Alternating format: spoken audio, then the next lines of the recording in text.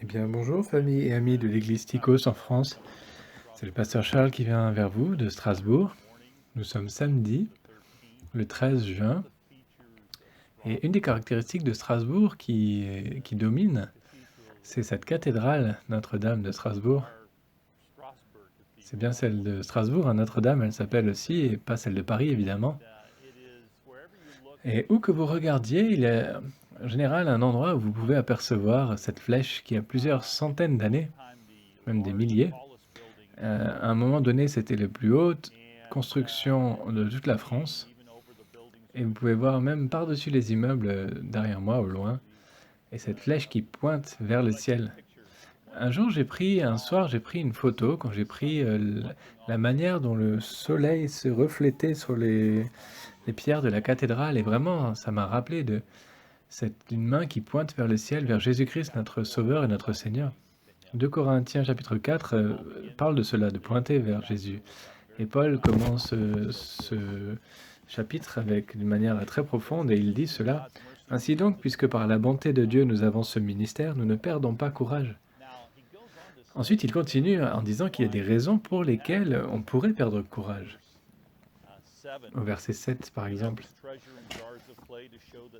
Nous portons ce trésor dans des vases de terre afin que cette puissance extraordinaire soit attribuée à Dieu et non à nous. Nous sommes pressés de toutes parts, mais non écrasés, inquiets, mais non désespérés, persécutés, mais non abandonnés, abattus, mais non anéantis.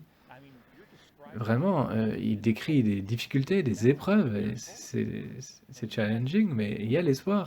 Et il a ce grand espoir. Et même quand on pense à cela, comment on pense au fait que ça montre vers Jésus, mais quelles sont les raisons de cet espoir? Eh bien, Paul continue et il donne ses raisons au verset 16. Il dit, voilà pourquoi nous ne perdons pas courage. Et même si notre être extérieur se détruit, notre être intérieur se renouvelle de jour en jour. En effet, nos légères difficultés du moment présent produisent pour nous, au-delà de toute mesure, un poids éternel de gloire. Il y a une perspective éternelle qu'il a. Et pourquoi est-ce qu'on peut avoir cette attitude? Eh bien, on revient au verset 14 où il parle de la résurrection et comment Jésus-Christ s'est relevé d'entre les morts, que grâce à cela, nous avons la vie, nous avons l'espoir, nous avons confiance. Alors si on revient au verset 18, qui est vraiment tellement profond, ainsi nous regardons non pas à ce qui est visible, mais à ce qui est invisible, car les réalités visibles sont passagères et les invisibles sont éternelles. Je voudrais que vous pensiez à quelque chose un instant. Il est celui qui nous donne l'espoir et la vie.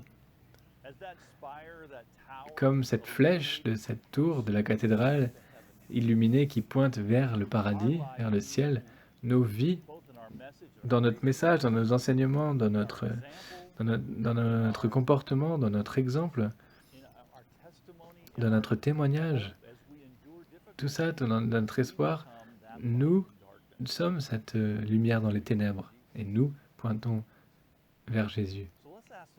Alors demandons au Seigneur de nous aider à faire cela.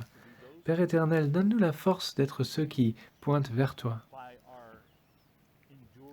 Grâce à notre endurance, grâce à notre espoir, par notre message, par notre joie et par ton Saint-Esprit,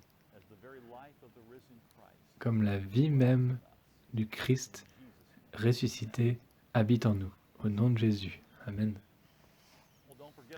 N'oubliez pas notre service demain à 10h, notre culte demain à 10h. Et également, alors que vous voyez cette tour, cette flèche de la cathédrale que vous voyez, que vous verrez dans les jours qui viennent, que cela puisse vous rappeler constamment de regarder vers Jésus, de regarder vers le haut, vers le fait qu'il est suffisant et qu'il nous donne sa grâce. Que Dieu vous bénisse.